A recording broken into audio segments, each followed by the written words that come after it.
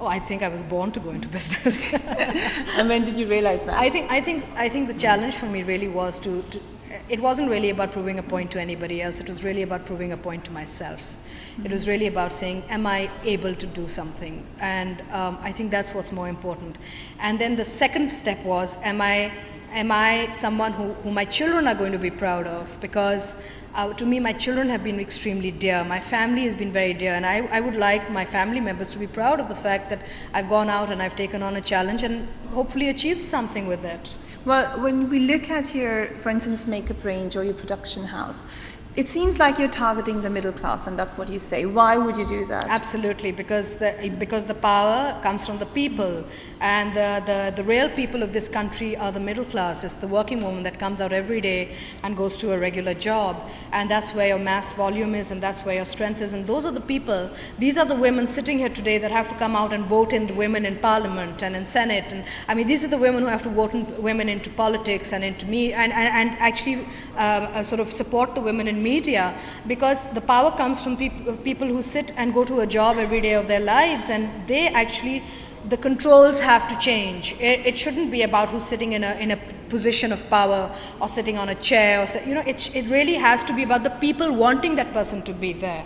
So it's really about the middle class coming up and empowering them, I think, as far as an attitude goes. But do you think that middle class is being represented by women associations or NGOs at the moment? Because that's the criticism we constantly hear. You know, Faria, I think we're getting there, but the one thing that I've recently started to think about is the fact that we've got to be really careful, because, you know, Pakistan, a lot of segments of our society exist on charity, and it's wonderful and it's great that we have such big hearts. But, you know, we have to be very careful about the fact that we should not be turning ourselves into a beggar society.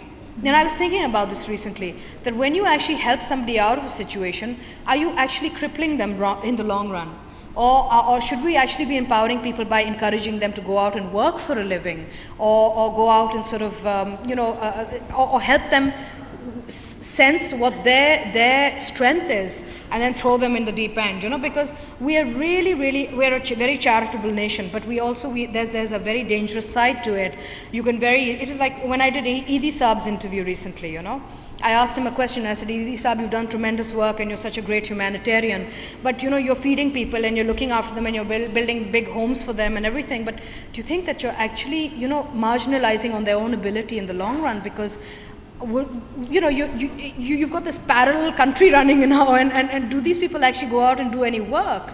So we have to be very careful when we address things as far as society goes, or as far as charity goes. We have to empower people with ability more than, you know, that we're donating to. And I'm not taking anything away from NGOs and people who are doing good work. They're doing tremendous work, but my humble request would be that you must empower them with the idea of that they are capable of doing something, so that you also help in self-esteem and sort of personal ability. Well, I'm sure in your capacity, you must be asked by a number of NGOs, a number of organizations to participate in their work.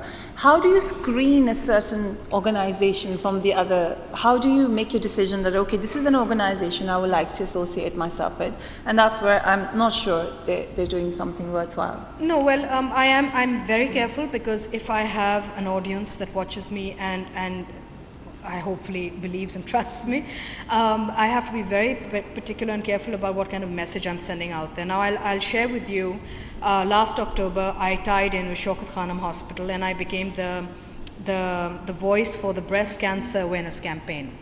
Now, this came about with 2 years ago. I was helping them with their Zakat fundraising telethon, and the CEO of Shaukat Khanum, Dr. Faisal, happened to mention to me that, you know, breast cancer is rampant and there's so much of it in Pakistan. We are the 4th highest rated breast cancer country in the world today, and the highest in Asia, which is a terrible, it's an awful number to consider. So I said, then why aren't we not aggressively sort of reaching out to the women and talking about this horrible disease that is so easily curable, because the success rate or the from breast cancer, if treated if it's detected early and it's treated well, is 98%. So there's no reason why these women are dying of this disease.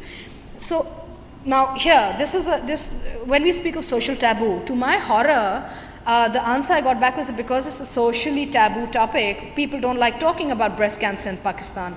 Now, to me, that was a shock. And I said, you're telling me that all these women are dying in this country because we don't want to talk about breast cancer? I don't understand this. So then I kind of attached the Shauqa Khanum, and I thank them tremendously for giving me the opportunity to sort of contribute back to the women that have made me who I am through Urdu drama, or whatever you'd like to call it.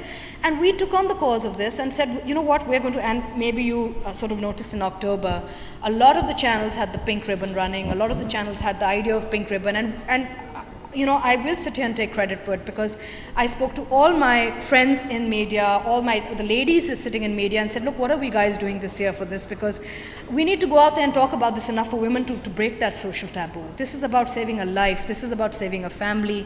You know, when a woman dies, her children suffer, the family collapses. So we have collectively, us women in media, have decided to take on the challenge of breast cancer, because it is a very big problem in Pakistan. So we do have, coming back to your original answer, there are ways to get to the right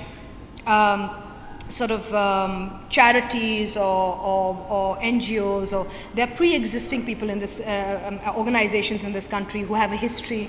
They're doing tremendous work.